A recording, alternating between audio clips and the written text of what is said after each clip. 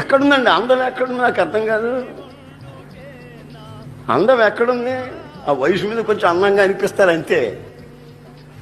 అది తెలవక ఈ దద్దమ్మలకి, అది తెలవక ఈ మనుషులకి. అబ్బో, ఒక్కొక్కడు దేవదాసు అయిపోతాడు.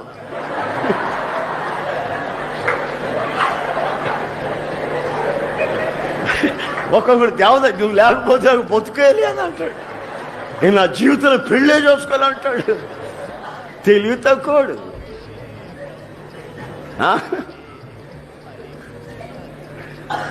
చాలా మంది ఈ మగాళ్ళు కానీ ఆడపిల్లలే కానీ అదేం ప్రేమో అదేం కానీ మనకి అర్థమై సాదు.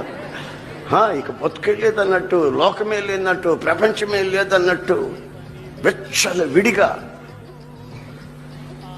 మనసు కోరుకున్నట్లు, శరీరం ఆశించినట్లు దరిద్రపు బ్రతుకులకి తెగించేస్తారు, తుచ్చమైన అభిలాషలకి.